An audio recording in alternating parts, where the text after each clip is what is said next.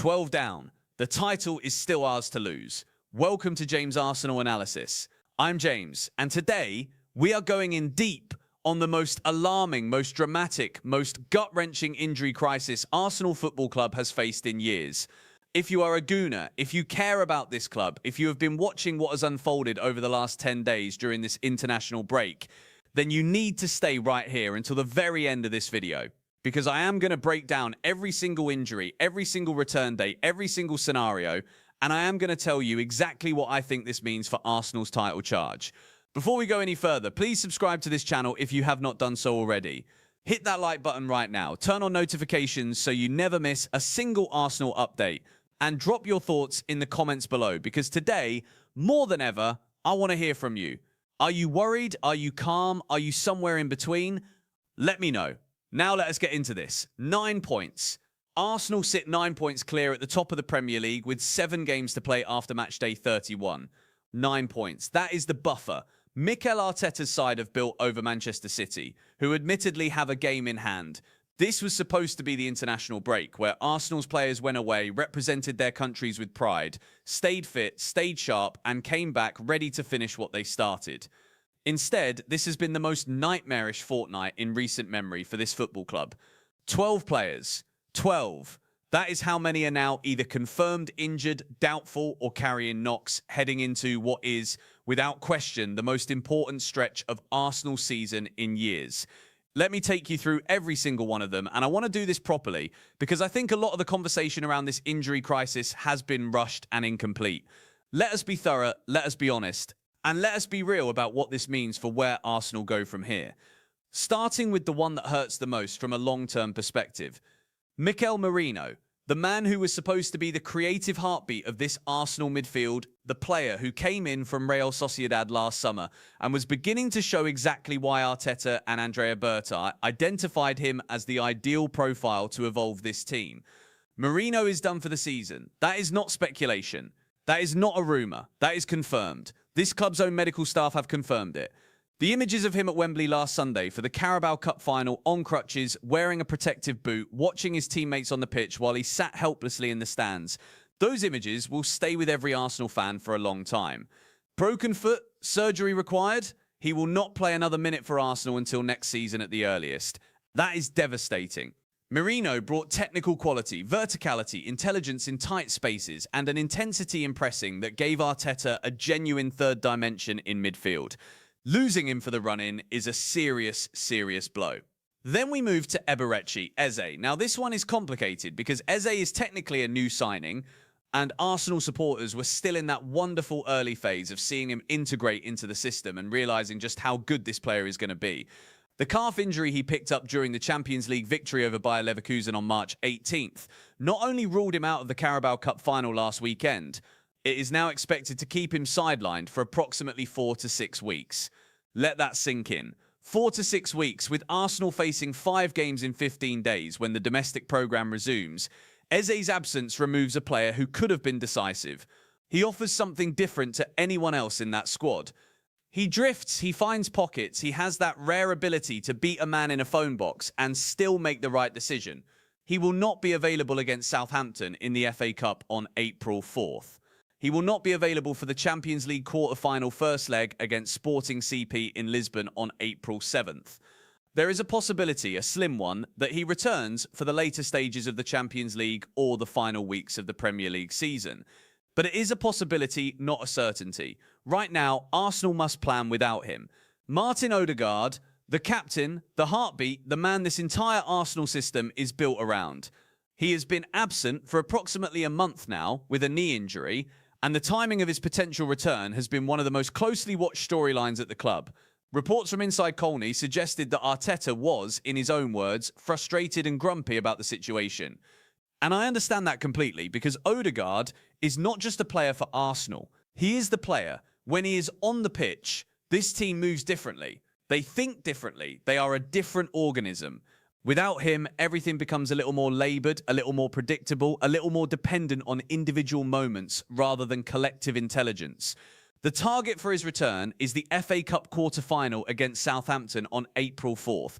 But I want to be honest with you, nothing is confirmed. This is a knee injury that has already kept him out longer than expected once. Arsenal will not rush him. They cannot afford to rush him. Losing him for 3 or 4 weeks now and then having him break down again in early May would be catastrophic. If he is available on April 4th, it is a massive moment for this club. If he is not, they go again without him and hope he returns by the time the Champions League quarter-final arrives in Lisbon. William Saliba, the best centre-back in the Premier League this season, and I will not hear a single argument against that. Saliba withdrew from the France squad after developing recurring pain in his left ankle during the Carabao Cup final at Wembley. France's own medical staff issued a statement confirming a minimum rest period of 10 days. Now, those 10 days would bring us to approximately April 2nd. The FA Cup quarter-final at Southampton is on April 4th. So on the pure arithmetic of France's timeline, Saliba should be available for that game. But I say should with enormous caution. This is a recurring issue. His left ankle was flared up before. The word recurring in that French Football Federation statement is important. It is not a one-off trauma. It is a problem that keeps coming back. Arsenal's medical staff will assess him early next week and make a decision based on what they find. I believe they will try to get him on that pitch against Southampton. I believe they will get him there, but there is a real possibility that they manage his minutes carefully over the next few weeks to protect him for the longer term. Jurrien Timber. What a story this player's Arsenal career has been.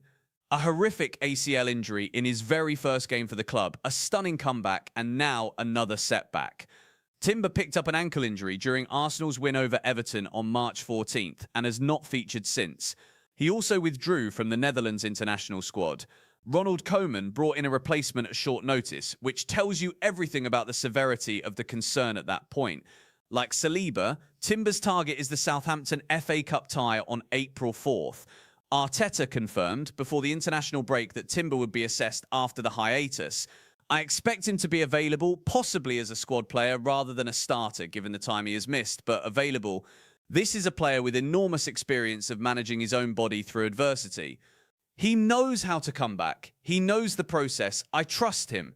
Gabriel Magalhães. Now, this one genuinely worries me.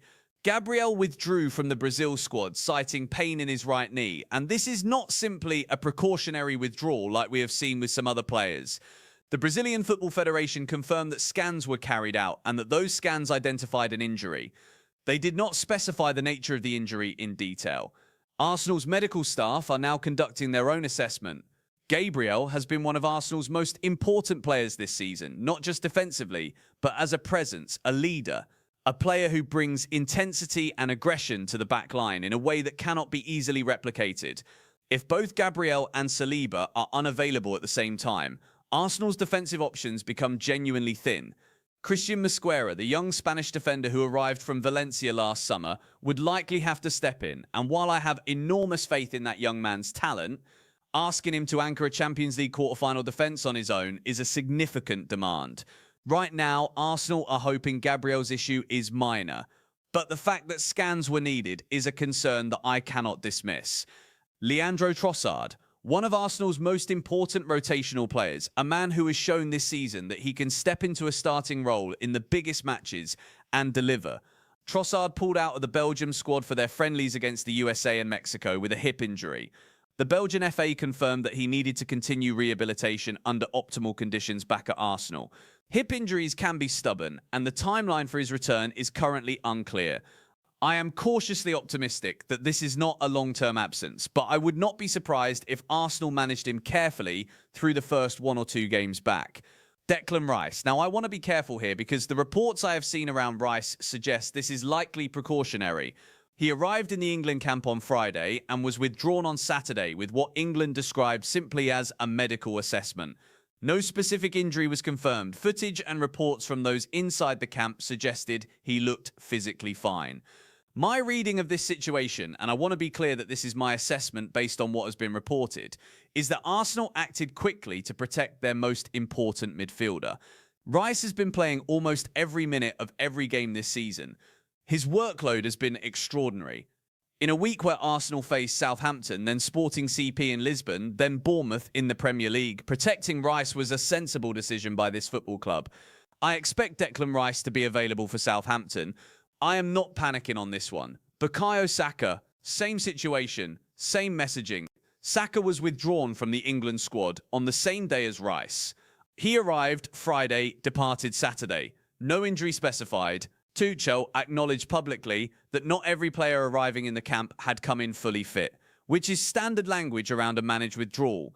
Saka has been carrying a slight groin issue for several weeks, and given his importance to Arsenal's attacking play, getting him through the next month in one piece is more valuable than 90 minutes against Japan or the USA. I believe Saka will be available for the run-in. If he is, Arsenal have their most dangerous player ready for the games that matter most. Noni Madueke. This one concerns me more than Rice or Saka. Madueke was playing for England against Uruguay on Friday night when he was substituted, and footage from the corridor after the game showed him wearing a knee brace on his left leg. He looked distressed as he passed Tuchel on the touchline. This is the same knee that kept him out of 15 matches for Arsenal earlier in the season. The fact that the knee brace was visible on the left leg, the same one that caused the previous long absence, is genuinely worrying. England described it simply as a knock. Arsenal's medical team are currently assessing him, but I am not going to pretend that image from the tunnel did not worry me. If this is a significant recurrence of his earlier knee issue, Madueke could be out for a considerable period. That would be a devastating blow for a player who has been one of Arsenal's brightest additions this season. Martin Zubimendi, this is the one that landed last. The Spanish Football Federation released a statement within the last 48 hours confirming that Zubimendi has withdrawn from the Spain squad due to discomfort in his right knee. The language used was careful, discomfort. They removed him to avoid any risk and to protect the player's health. Arsenal's medical staff have been informed. No return date has been issued. Zubimendi has been an outstanding signing for this football club. His ability to control tempo, to press intelligently, to win the ball back quickly and recycle it at pace has been exactly what Arsenal needed in a deep-lying midfield role. Losing him, even briefly at this stage of the season, creates a real problem in the engine room. The combination of Zubimendi and Rice as a midfield double pivot has been one of the most compelling partnerships in the Premier League this season. If Zubimendi is unavailable for even 2 or 3 of the next 5 matches, Arteta faces genuine decisions about how to structure the middle of the pitch. And finally, Piero Hincapié, the loan signing from Bayer Leverkusen, who was beginning to establish himself in the left-back role. Hincapié featured in Ecuador's draw with Morocco on Friday evening, but was replaced in the final 15 minutes and subsequently withdrew from the squad for their match against the Netherlands on Tuesday. He returned to London for medical tests. The extent of his injury is unclear. Return date unknown. This is a player who was offering genuine competition and cover in the left-back position, and his absence adds to the general sense that Arteta is having to think very carefully about how he rotates and manages a squad that is being tested to its absolute limit. So let us zoom out. Let us take the 30,000-foot view of this situation, because I know some of you watching this are feeling a sense of dread right now. 12 players. 12. I understand the emotion. I feel it too. But here is what I want you to hold on to. Arsenal go into the most important month of their season, leading the Premier League by 9 points. 9. That is not nothing. That is the product of an exceptional season's work. Arteta has built something at this football club that is deeper and more resilient than any single player. Including, yes, Odegaard, including Marino, including all of them. This squad has dealt with adversity before and found ways to win. And the players who will be relied upon in this next stretch: Victor Gyökeres, who has been extraordinary since arriving from Sporting last summer; Kai Havertz, whose versatility and work rate make him one of the most reliable squad players in the country; Gabriel Martinelli, who has been excellent this season and deserves more recognition than he gets; Christian Norgard, who brings calm authority to the midfield when others are absent. These players are not backups in the traditional sense. They are high-level Premier League footballers capable of delivering in enormous moments. The 5 fixtures in 15 days read like this: Southampton in the FA Cup on April 4th. Sporting CP away in the Champions League quarter-final first leg on April 7th. Bournemouth at home in the Premier League on April 11th. Manchester City away in the Premier League on April 17th. A fixture that could define the title race. And then the Champions League quarter-final second leg at the Emirates on April 22nd. That is a schedule that would test any squad in Europe, even one at full strength. Arsenal are facing it at a point where their medical team is working harder than anyone else at the club.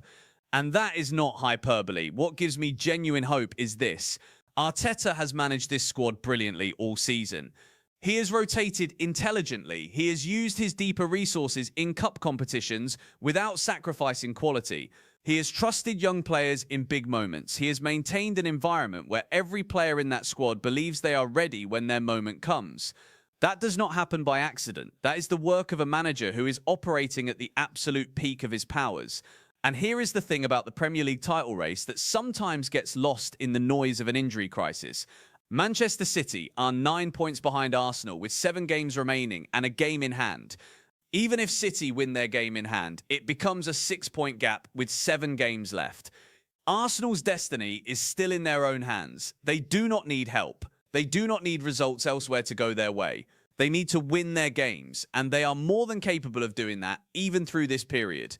The Southampton FA Cup quarter-final on April 4th is the next step. Win that, and Arsenal are in the semi-finals of the FA Cup, still on course for a historic treble. Lose it, and the conversation changes.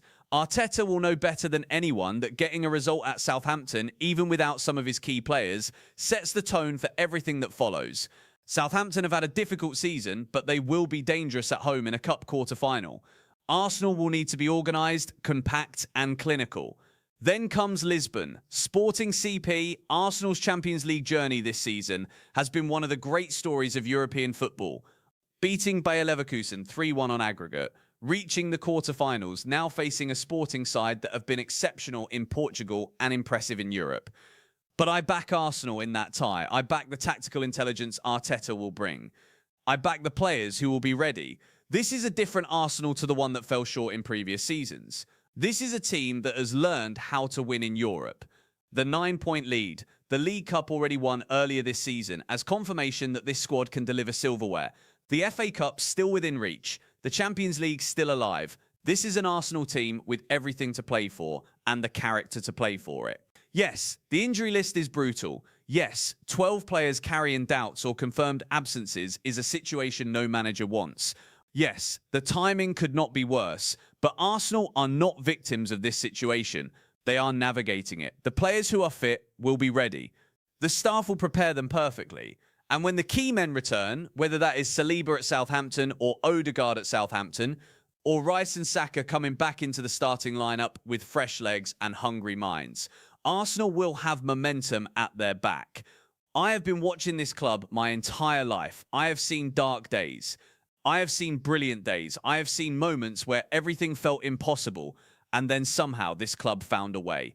Right now, on March 30th, 2026, sitting 9 points clear at the top of the Premier League, in a Champions League quarter-final, still alive in the FA Cup, with a Carabao Cup medal already in the cabinet, Arsenal are exactly where they need to be. The injuries are real, the challenge is real, but so is the lead. So is the talent. So is the belief. This is Arsenal's moment. And I believe, with every part of me, that they are going to see it through. Thank you so much for watching. Make sure you subscribe if you have not done so already. Like this video if you found it useful. Drop a comment below with your thoughts on the injury situation. Are you worried? Are you confident? I want to hear from every single one of you. Turn on notifications, because the next few weeks are going to be the most dramatic, most important, most historic weeks this club has seen in 20 years. And you are not going to want to miss a single update. I am James. This is James Arsenal Analysis, and we are going to the end together. Come on, you Gunners.